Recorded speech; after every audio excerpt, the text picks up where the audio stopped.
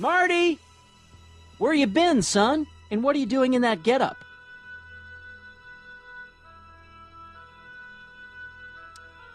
It's a costume. Tonight's the big, Halloween party. Halloween party? In May? Never mind, you don't have to explain. I'm sure whatever it is you're up to, you know what you're doing, right? I hope so. Hey, sometimes you gotta go out on a limb for the ones you love, right? Wish my dad had understood that. You won't stay away too long. You'll barely know I was gone.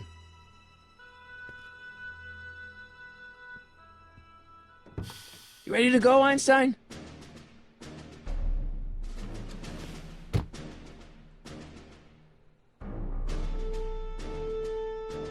Time circuits on.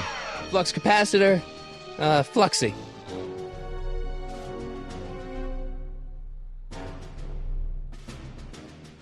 Okay, if Doc's gonna get killed on June 14th, 1931, I'll just show up the day before and get him out. I hope you know what you're doing, Doc.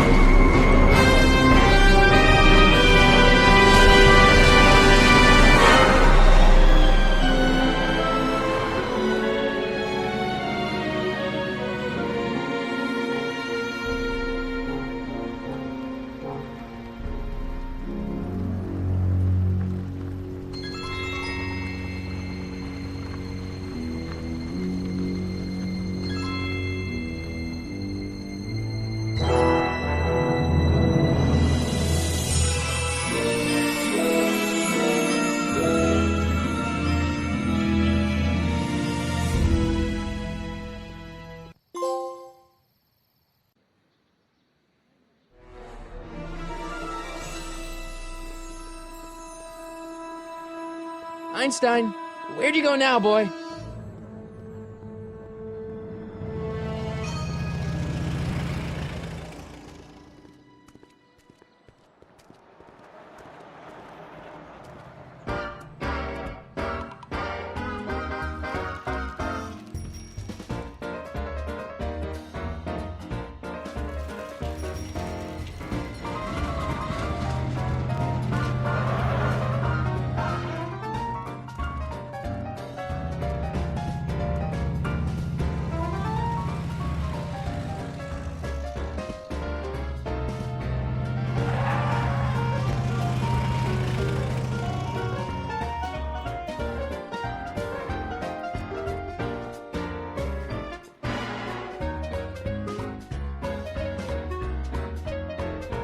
Young man!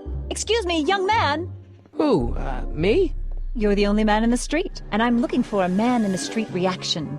Naturally, you know about the explosion that destroyed this illegal gin establishment. I read about it, yeah. What's your opinion of Carl Sagan, the stranger who single-handedly did what the law has been unable to do for 10 long years, namely, rid Hill Valley of the scourge of liquor?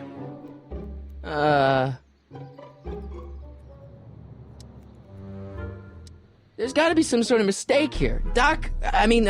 Carl wouldn't do something like that.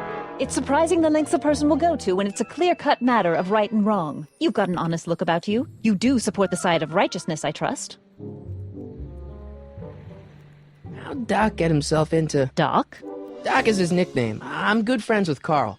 You are? Really? Oh, but I need an unbiased opinion for my story. Pretend you don't know him. How would you feel about his heroic act of destruction?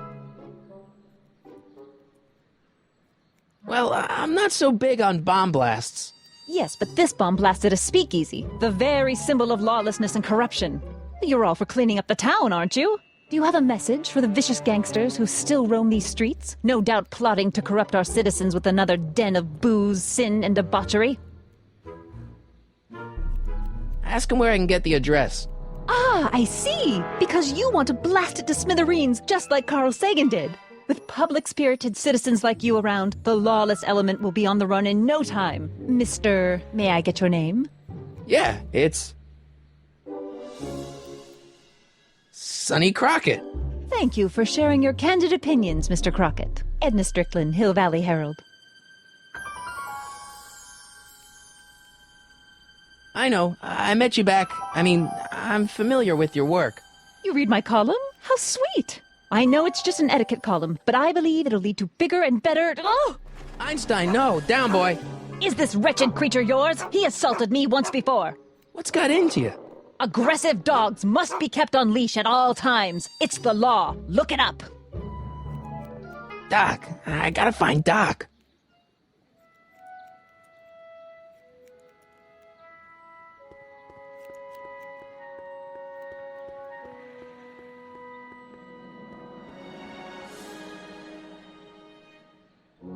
Gale, Zemeckis, and Fine. Attorneys at law.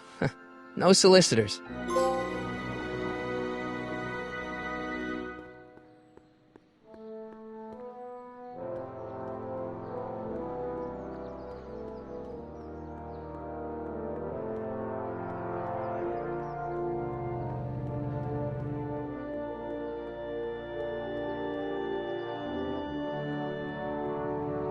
Psst, Doc! Marty! Doc! What are you doing here? You sent for me, Doc. I did? When? May 14th, 1986. 1980? The automatic retrieval system. Of course. I'd almost forgotten about that.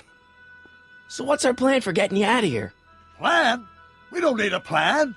We don't. Not in the slightest. The police picked me up for that speakeasy fire a couple of weeks ago, but the DA hasn't got a case. They're releasing me tomorrow morning. So basically, I traveled 50 years into the past to deliver your car? Sorry about that, but it's so wonderful to see you. We have a lot of catching up to do. Yeah, you might want to hold off on that, Doc. Great Scott! I'm going to be gunned down by gangsters on the steps of the courthouse. Why would they do that? Guess they didn't approve of my burning down their speakeasy. Very funny, Doc. Maybe now we should come up with a plan? A plan, right. But what?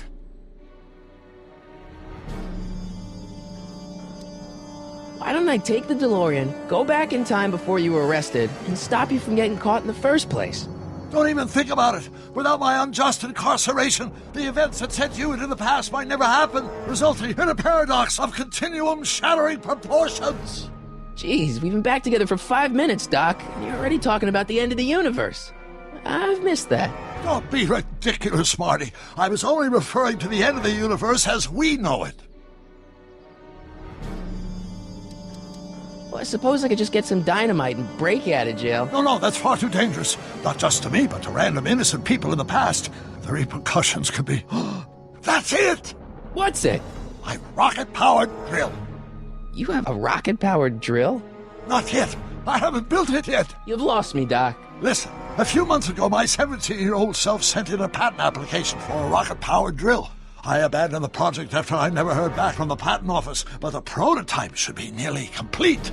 Great, I'll just run back to your lab and... No, I said nearly complete.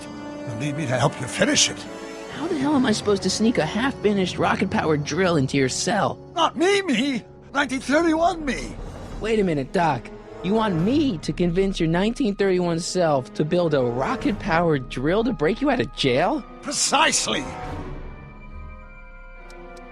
Okay, let's say I go along with this crazy idea. Where can I find you? I mean, the other you. How should I know? It was over 50 years ago. Why don't you go over to the soup kitchen next door and give my house a call? They'll know where to find me. Soup kitchen. Got it. Just stay away from the soup. It'll cause irreparable damage to your digestive system.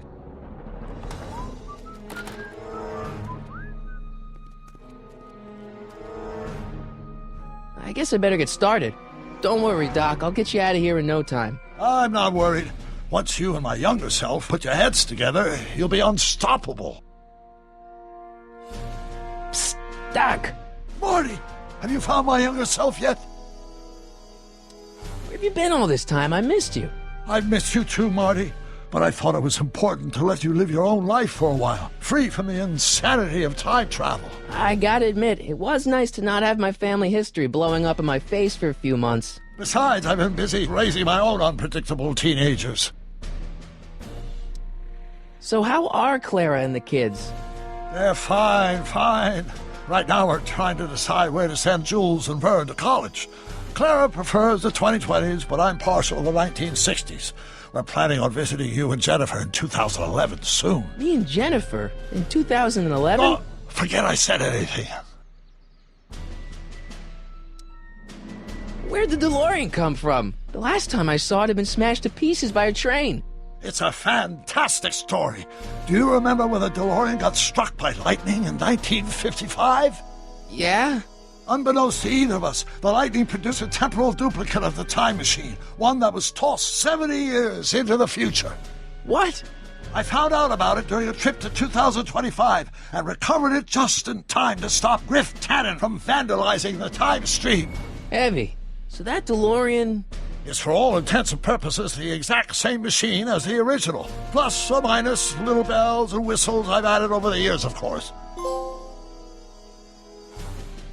Hang in there, Doc. Not the best choice of words, Marty.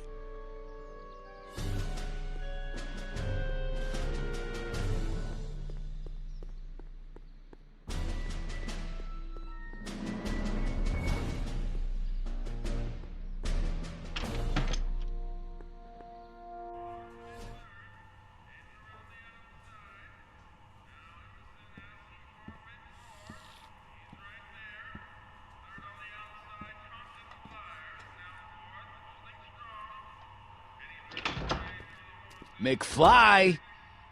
Biff? Kid! Grandpa? That's Mr. Tannen to you, Artie. What are you doing out here?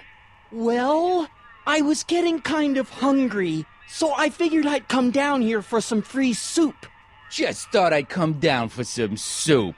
Think, McFly. The DA's throwing around subpoenas like Babe Ruth. I don't think Ruth's a pitcher anymore. Shut it! If one of those subpoenas landed in the hands of my number cruncher, I'd be in a whole lot of trouble. I could even get sent up the river. You wouldn't want that, would you? Would you? No, of course not, kid. All right, that's better. What are you looking at, punk? Keep your eyes on the soup, kid. Well, Well, what? what are you still doing here? Sorry, kid. I'll just run back to the safe house. You do that. And McFly, Yes? that hat's too flashy. You better let me hold on to it. Now scram! You got it, boss. And don't come out until I give you the all clear. I swear, if even one of you mooks could add 2 plus 2 without your fingers, I'd dump that wimp into the lake. Hey! Anyway, I'm off to make myself irresistible. Don't let anyone burn down the shop while I'm gone.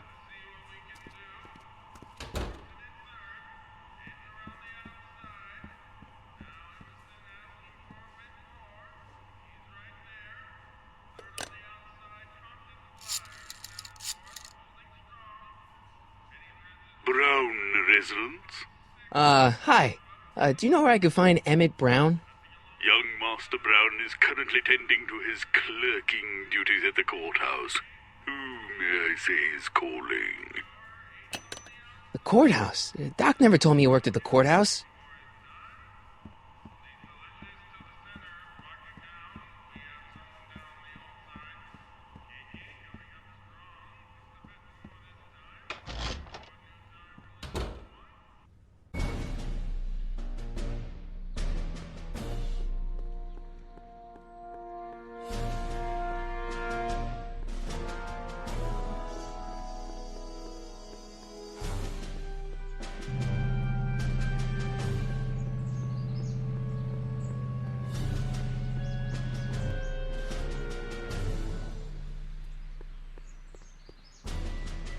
Young Doc's in the courthouse. I hope I'll be able to recognize him.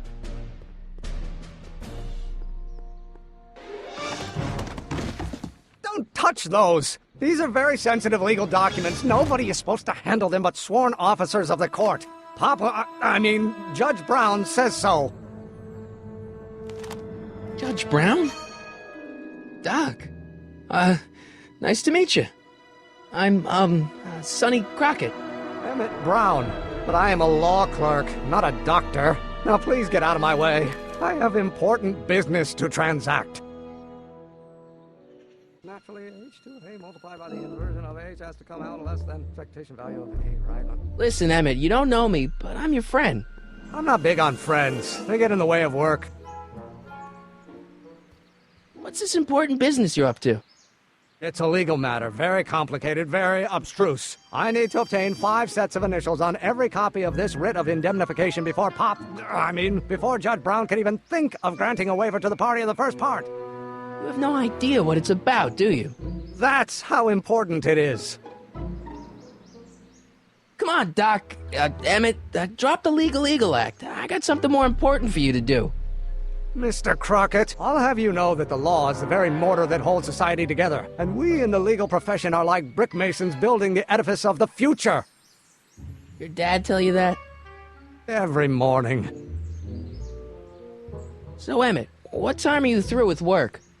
Depends. On weeknights, Pop sometimes keeps me in the office till 9. 9 at night? But today's Saturday. Right. So I probably won't get off before 10. How about you knock off work early and I'll buy you a beer, or soda. What do you say? Don't try to tempt me from my duty with sugary beverages. Keeping the wheels of justice turning, that's my one passion in life. Besides, if I left before 8, my pop would kill me. Sounds like you're a little scared of your father. Scared of my father? Pop is the most learned, just, incorruptible judge that Hill Valley has ever seen. The only people scared of Judge Brown are people with a dark secret to hide. And I don't have a dark secret to hide. Listen, I understand you're working on a new invention in your lab. Invention? You must have me mixed up with somebody else. I'm in law. I have absolutely no interest in science. Or do we take H a step? Come on, wait up a minute. You again? Can't you see I'm busy? Okay, so you don't want your old man to know. That's fine. Listen, we all keep secrets. But I'm telling you, you can level with me about this science project of yours. I am not a scientist. Go ahead, ask me what E equals. What does E equal? I have absolutely no idea. See? I don't know where you got your information from about me, mister, but you're wrong, wrong, wrong. Will you just give me a chance? Harassment's a federal crime, Mr. Crockett. See, I'm sort of in the science business myself. That's why I sought you out. Not that I care in the least, because science is the furthest thing from my own area of interest, which is law, but I don't believe you. It's true. I'm a scientist. So tell me something, Mr. Scientist, from your vast storehouse of scientific knowledge. The leg bone's connected to the thigh bone? Amazing. Come on, you could trust me, Doc. Emmett, it's your future I'm looking out for, in more ways than one. What are you talking about? I'm talking about you and science. Oh, that word again! If you insinuate I'm a scientist once more, I'll sue you for defamation of character!